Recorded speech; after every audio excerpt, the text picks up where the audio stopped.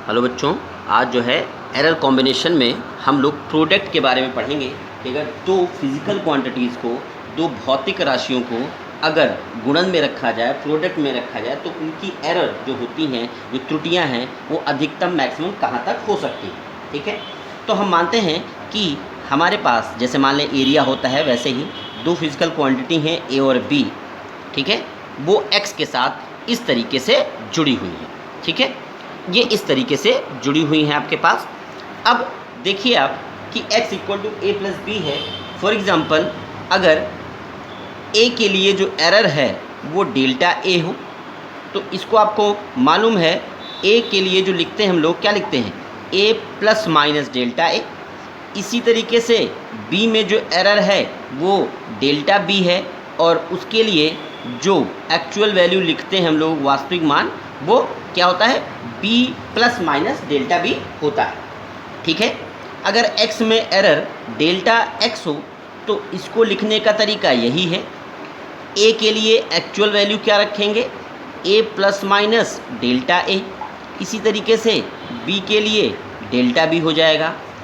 अब इसको मल्टीप्लाई करें, प्रोडक्ट निकालें तो a b, फिर a से इसका करेंगे तो plus minus a delta b, फिर इसका इससे करेंगे तो b इंटू डेल्टा ए, और इसके साथ करेंगे तो आ जाएगा delta A into delta B.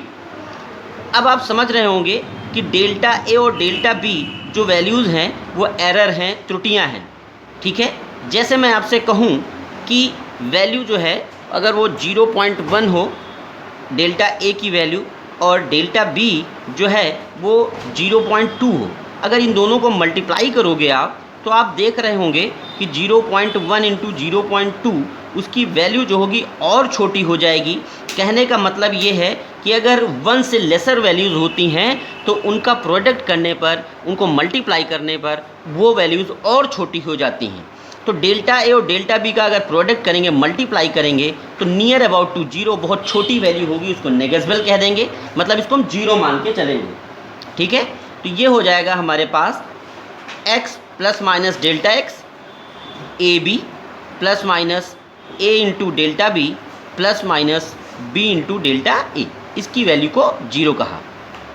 A B आपको मालूम है x है, तो x plus minus delta X, that is यहाँ पर भी x plus minus A delta B plus minus B into delta ए।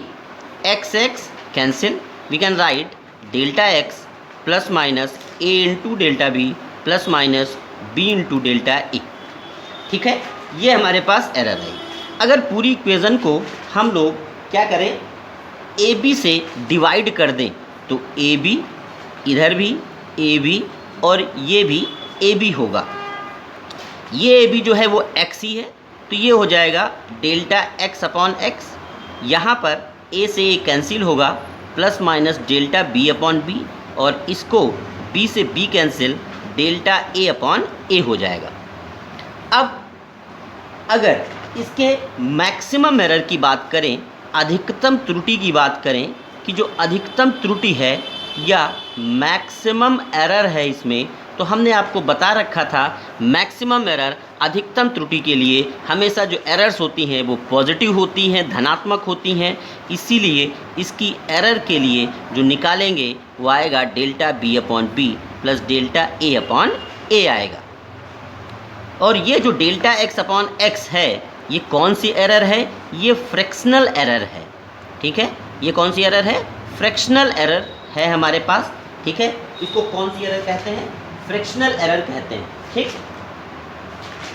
या इसका दूसरा नाम जो है वो रिलेटिव एरर है। ठीक है, रिलेटिव एरर, सापेक्षिक, सापेक्ष। ठीक है, रिलेटिव एरर। तो ये हमारे पास ऐसे निकल के आती है और ये अधिकतम होगी। अगर यहीं पर इसमें परसेंटेज एरर निकालने की कोशिश करें इसकी, ठीक है, परसेंटेज एरर, दैट मीन्स इसकी प्रतिशत त्रुटि निकालें, तो प्रतिशत त्रुटि निकालने के लिए डेल्टा एक्स बाई एक्स हमने बताया था फ्रैक्शनल एरर, या उसके भिन्नात्मक त्रुटि, फ्रैक्शनल का मतलब भिन्नात्मक त्रुटि में 100 का मल्टीप्लाई कर देते हैं तो दोनों तरफ किसका मल्टीप्लाई करेंगे 100 का, और ये हो जाएगा इंटू 100 आएगी। ठीक है, तो ये हमारे पास फ्रैक्शनल एरर होगी। ठीक है, अब अगर यहीं पर x is equal to for example a की पावर n हो, अगर पावर में वैल्यू दे रखी हो तब कैसे करेंगे। तो a की पावर n के लिए a की पावर n का मतलब कितने टाइम मल्टीप्लाई है, n टाइम मल्टीप्लाई है, और इसके लिए अगर निकालेंगे तो डेल्टा x बाई एक्स, समझ रहे होंगे। और प्रोडक्ट में था तो ये सब क्या है, प्रोडक्ट में ही है, तो डेल्टा a अपॉन ए, यहाँ पर b होता था मगर यहाँ पर a ही है, तो डेल्टा a अपॉन ए, यहाँ पर भी डेल्टा a अपॉन ए, और कितने टाइम ही होगा, n टाइम, n बार होगा। और जब n बार होगा, अगर 2 टाइम होता तो इसको 2 बार ऐड करो या 2 से मल्टीप्लाई कर दो, n टाइम है तो n से मल्टीप्लाई हो जाएगा। ठीक है, ये हमारे पास आता है।